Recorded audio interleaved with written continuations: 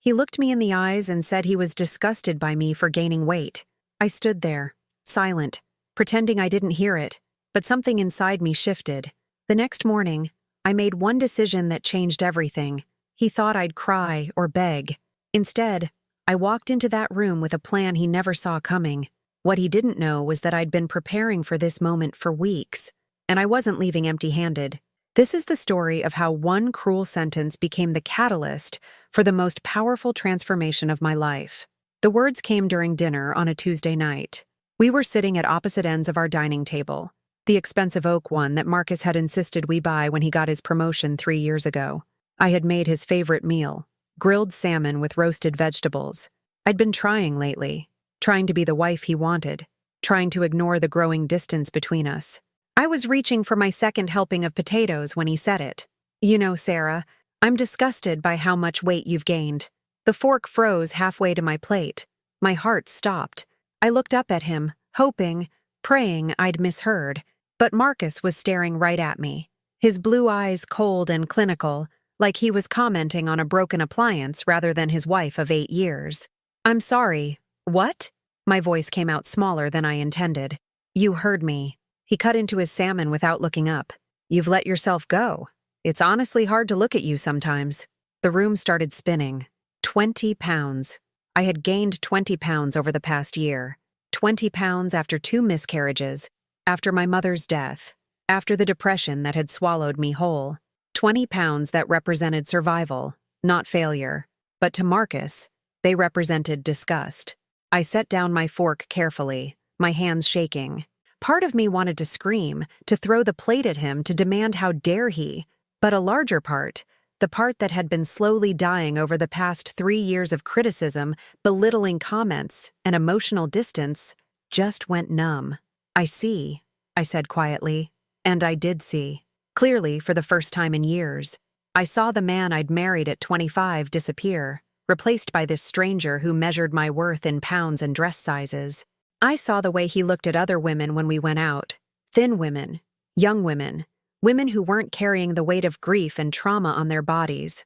I saw that I had become invisible to him, except when he wanted to criticize. "I'm just being honest, Sarah." Marcus finally looked up and had the audacity to sound reasonable. "You're always saying you want me to communicate. Well, I'm communicating. If you want to save this marriage, you need to do something about yourself. Save this marriage." As if I was the only one responsible for its slow death. As if his emotional absence, his constant criticism, his late nights at the office with his colleague Jennifer hadn't contributed at all. I stood up slowly, my legs somehow still working despite feeling like they were made of water. "Where are you going?" Marcus asked, annoyed. "We're not done eating. I'm not hungry anymore." I walked upstairs to our bedroom. No, to his bedroom that I happened to sleep in, and closed the door.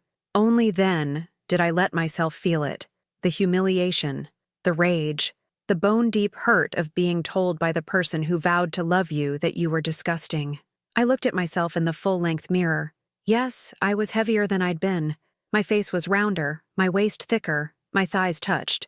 But I also saw something else. I saw a woman who had survived, who had kept breathing through loss and pain, who had held herself together when everything else fell apart. And that woman deserved better than Marcus Reynolds. I grabbed my laptop and opened the file I'd been secretly building for 6 weeks. Because here's what Marcus didn't know. I had heard him say those exact words 3 weeks ago. He'd been on the phone with someone, I assumed Jennifer, complaining about me. She's let herself go. It's honestly disgusting. I don't know how much longer I can do this. That's when I stopped crying and started planning. The file on my screen was labeled Home Renovation Ideas. Innocent enough if Marcus ever looked. But inside was something entirely different. Bank statements, property records, screenshots of text messages, photos of Marcus and Jennifer at restaurants, hotels, weekend work conferences. I'd hired a private investigator. Cost me $3,000 from the secret savings account Marcus didn't know about, the one my mother had insisted I open years ago. "Always have your own money," she'd told me, "just in case." Mom was right. The investigator had been thorough. Marcus wasn't just having an emotional affair with Jennifer from his office. He was siphoning money from our joint account into a separate one. He was planning to leave me, but he wanted to do it his way, making me look like the unstable, depressed wife who let herself go while he played the victim of a failed marriage. But now I had evidence of the affair, of the financial manipulation, of everything. I opened a new document and began typing. Tomorrow morning, I had an appointment with Linda Chen, the best divorce attorney in the state. I'd already sent her a retainer from my secret account, already forwarded her preliminary evidence. My phone buzzed, a text from my best friend Maya. "How did it go? Did you tell him you know?" I typed back, "Not yet. Tomorrow. It all happens tomorrow. You sure you're ready?" I looked at my reflection again. At the woman Marcus found disgusting.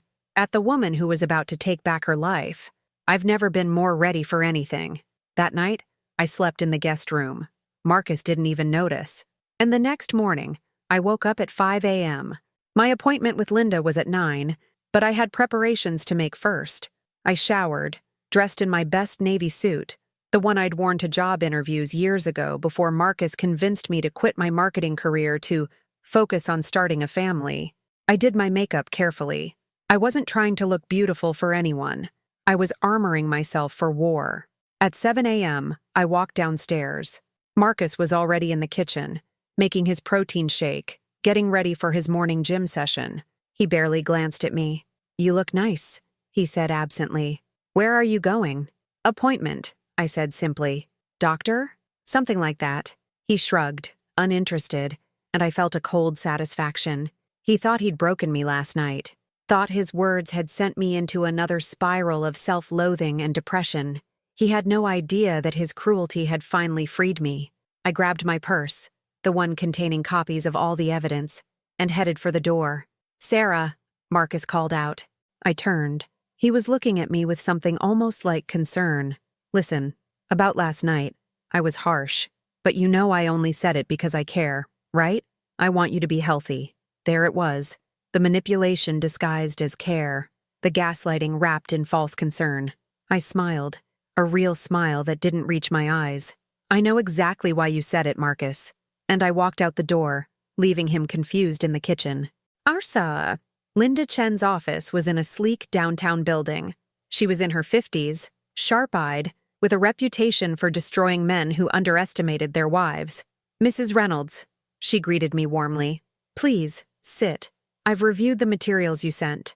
I have to say, you've been remarkably thorough." "I had good motivation," I said dryly. Linda smiled. "I can imagine. So let's talk strategy. Your husband has been systematically moving marital assets into an account you're not supposed to know about. That's financial fraud in a divorce scenario. Combined with documented infidelity and emotional abuse, we have a very strong case." "How strong?" "You'll walk away with at least 60% of marital assets, possibly more. The house, which is in both names, will likely be awarded to you given his infidelity. And because he makes significantly more than you and convinced you to leave your career, you're entitled to substantial alimony." My hands were shaking, but not from fear, from something else, something that felt like power returning to my body after years of absence. "There's one more thing," I said quietly. "I want him to know that I knew. Before the papers are served, before the lawyers get involved, I want one moment where he realizes that I wasn't the fool he thought I was." Linda raised an eyebrow. "That's not usually advisable. The element of surprise—" "I don't care about strategy right now," I interrupted. "I care about my dignity. He called me disgusting, Linda, in our home, while eating the dinner I cooked. He thought I would just take it and keep shrinking myself to fit his cruelty. I want him to know he was wrong." Linda studied me for a long moment, then nodded slowly. "All right, but we do it smart. Here's what I suggest. Harsiur Firdam Chapter 2. The Revelation. I got home at 2 p.m. Marcus's car was in the driveway. He'd left work early, which was unusual. For a moment, my courage wavered, but then I remembered his face last night, the disgust, the casual cruelty, and I remembered who I was before I let him make me small. I walked inside to find Marcus in the living room, looking agitated. When he saw me, he stood up quickly. "Where the hell have you been?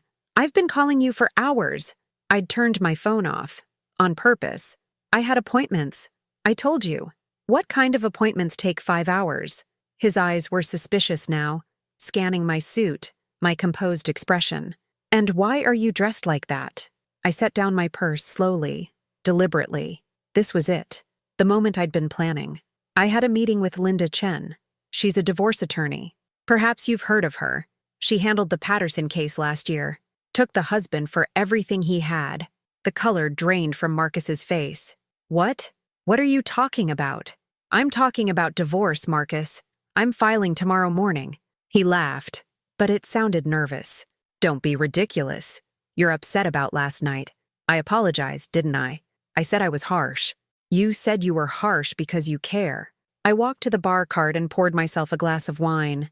Something I never did in front of Marcus because he'd comment on the calories. But I wasn't living by his rules anymore. But we both know that's not true. You said it because you wanted to hurt me.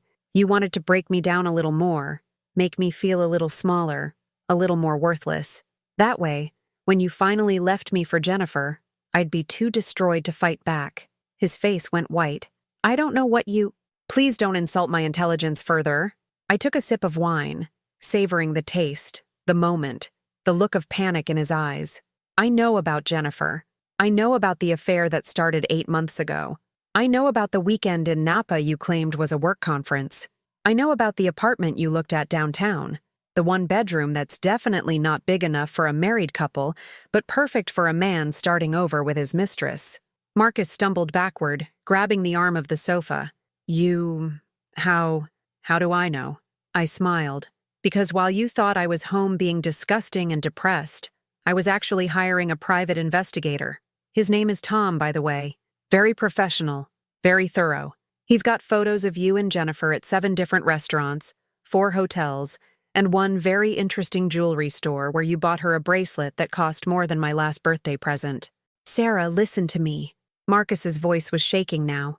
It's not what you think. Jennifer and I, we're just friends. Those meetings were work-related. Marcus. I cut him off, my voice sharp. I have text messages. I have hotel receipts with both your names. I have a recording of you telling her you love her and that you're just waiting for the right time to leave your depressing fat wife. I air-quoted the words, watching him flinch. So please, for once in your life, spare me the lies. He sank onto the sofa, his head in his hands. The powerful, confident man who had belittled me for years was crumbling, and I felt nothing. No satisfaction, no anger, just a cold clarity. But that's not even the best part. I continued, walking slowly around the room. You want to know what I'm really proud of discovering? The money, Marcus.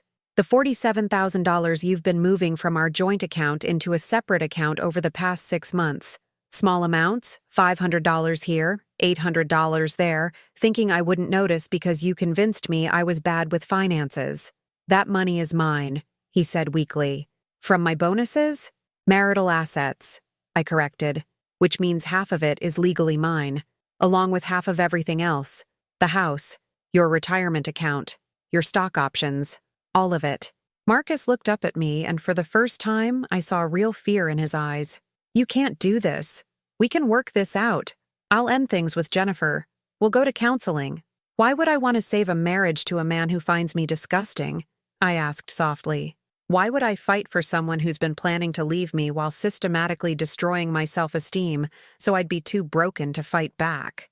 I never meant. He stood up, trying to approach me. Sarah, please. You're right. I was cruel. I was wrong. But we've been together 8 years. That has to mean something. It did mean something. I stepped back from his reaching hands. It meant I wasted 8 years of my life with a man who saw me as a project to improve rather than a person to love. It meant I let you convince me to give up my career, my independence, my sense of self-worth, but no more. If you divorce me, you'll have nothing, Marcus said. And there it was, the threat I'd been waiting for, the mask finally dropping completely. No job, no income. You think you can survive on your own? I smiled then, a real smile. Actually, I do, because while you were moving money into secret accounts, I was doing something too. I've been rebuilding my career. Remember all those book club meetings I went to over the past 2 months? Those were networking events. Reconnecting with old colleagues, updating my portfolio. His eyes widened. You're lying. I have 3 job offers, Marcus. All in marketing, all with respectable salaries. I start at Peterson and Associates in 2 weeks. They're excited to have me. Apparently. My work from before you convinced me to quit was very impressive. Who knew? I watched him process this, watched the reality sink in that I wasn't the helpless, broken woman he thought he'd created. You planned this, he whispered. All of it. You've been planning to leave me. No, I corrected. You planned to leave me. You just wanted to do it on your terms, after breaking me down enough that I wouldn't fight back. I just beat you to it. And unlike you, I'm not taking anything that isn't legally mine. Just my half. My fair share of the life we built together. Or rather, the life I sacrificed while you built your career and your affair. Marcus's face hardened. You'll regret this. I'll fight you on everything. You'll get nothing. See, that's where you're wrong. I pulled out my phone and opened a file. Linda advised me to wait, to surprise you with the papers. But I wanted this moment. I wanted you to know that the woman you called disgusting is the same woman who outsmarted you, who gathered evidence while you thought she was too depressed to function, who rebuilt her career while you thought she was just going to book clubs. I showed him the screen, just a glimpse of the dozens of files, photos, documents. You fight me, Marcus, and all of this becomes public. Your company has a morality clause in executive contracts, doesn't it? Something about conduct unbecoming? And Jennifer, she's married too, isn't she? How does her husband feel about affairs? His face turned red. You wouldn't. Try me. My voice was steel. You wanted me to be small and quiet and grateful for whatever scraps of affection you threw my way. But I'm not that woman anymore. Maybe I never really was. Maybe she was just someone I pretended to be because I loved you. But that woman is gone now. You killed her with your cruelty. Sarah, his voice broke. Please, we can fix this. No, we can't. Because you're not sorry you hurt me, Marcus. You're sorry you got caught. You're sorry that the wife you thought would quietly disappear when you were ready is instead standing here, telling you exactly how this is going to go. I finished my wine and set down the glass. The papers will be served tomorrow at your office. Linda thought that was fitting. You have two choices. You can sign them and accept a fair division of assets, or you can fight and risk losing everything, including your reputation and your career. I don't really care which you choose. Either way, I'm leaving. Where are you going to go? He asked desperately. That's no longer your concern. I picked up my purse. But if you must know, I've rented an apartment. Maya helped me move my important things there yesterday while you were at work. Clothes, personal items, my mother's jewelry that you never liked. I'll be back for the rest later, with a police escort if necessary. You can't just leave, Marcus shouted. This is your home. No, I said quietly, looking around at the house that had felt like a prison for months. This was never my home. It was yours. I just lived here. But now I'm going to find a place that's actually mine, where nobody tells me I'm disgusting, where I can be myself without measuring my worth in pounds or the approval in someone's eyes. I walked toward the door, my heart pounding but my steps steady. Sarah, Marcus called out. What about us? What about everything we had? I turned back one last time. What did we have, Marcus? Really? You had a wife who cooked your meals and kept your house and tried desperately to be enough. I had a husband who made me feel worthless. That's not love. That's not even partnership. That's just sad. I do love you, he said, and maybe he even believed it. I do. No, you don't. You love the idea of a wife. You love having someone to control and criticize and blame for your unhappiness. But you don't love me. You never even bothered to know me. And with that, I walked out the door of Marcus Reynolds' life. The Excited, Chapter 3. The Woman I Became 6 months later. I stood in front of the floor-length mirror in my new apartment. My space, my rules, my life. The woman looking back at me was both familiar and brand new. I'd lost some weight, not because anyone told me to, but because I'd started going to therapy and rediscovered my love of hiking. I'd gained it back in muscle from the kickboxing classes Maya convinced me to try. But more than my body, my face had changed. There was light in my eyes again, confidence in my smile, peace in my expression. I looked like myself again, maybe for the first time in years. My phone buzzed. A text from James, my colleague at Peterson and Associates. Great presentation today. The client loved your campaign ideas. Drinks to celebrate? I smiled. James was kind, funny, and had never once commented on my appearance except to say I had a great energy. We'd been grabbing coffee after work for the past month, and I could feel something developing. But I wasn't rushing into anything. For the first time in my adult life, I was learning to be happy alone. Another text, this one from Maya. Divorce finalized yet? Next week, I typed back. Marcus finally agreed to settle. He'd tried to fight at first, hired an expensive lawyer, threatened to drag me through court. But when Linda calmly presented all our evidence, including the financial fraud and a few emails that would have destroyed his career, he'd folded. I got the house, which I immediately sold, got half of everything else, plus 3 years of alimony. But more importantly, I got my freedom. Marcus had been forced to end things with Jennifer. Her husband had found out through other channels, and the resulting divorce was apparently messy. Last I heard through mutual friends, Marcus was living in a small apartment downtown, still working at his company, but demoted after the misconduct investigation. I should have felt satisfaction. Instead, I just felt free, like I'd put down a weight I'd been carrying so long I'd forgotten it was there. There was a knock on my apartment door. I opened it to find a delivery, a massive bouquet of flowers. For a panicked moment, I thought they might be from Marcus. He'd tried to contact me several times in the past months, emails that ranged from angry to apologetic to desperate. I'd blocked him on everything after the third one. But the card read, "Congratulations on 6 months of freedom and kicking ass at life. Love, Maya, Sarah Kay, and the entire book club that was never actually a book club."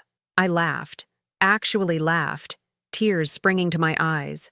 My real friends, the ones who'd supported me through the planning, the fear, the transformation, the ones who'd reminded me I was worthy when I'd forgotten. I set the flowers on my kitchen counter and looked around my apartment. It was small, nothing like the house I'd shared with Marcus, but every piece of furniture was mine. Every decision about paint colors and decorations was mine. Every moment of peace was mine. My laptop was open on the dining table, a new marketing campaign half finished on the screen. Work I loved, for a company that valued me.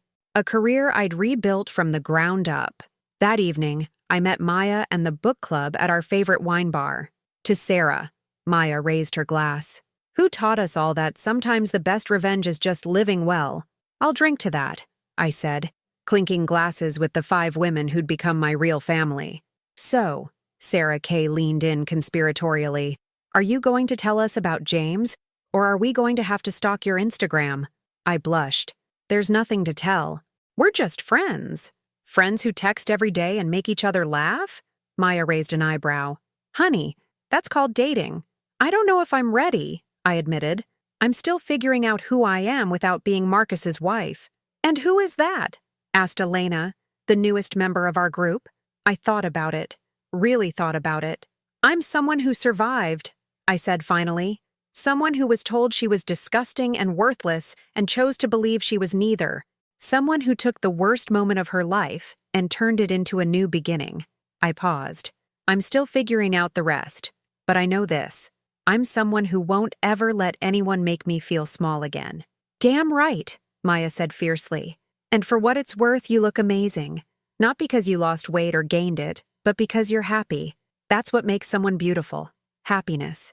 That night, walking back to my apartment alone, I thought about the woman I'd been 6 months ago. The one standing in her kitchen, hearing her husband call her disgusting. The one who'd felt broken and worthless and trapped. If I could go back and tell her anything, it would be this. The words that break you can also free you.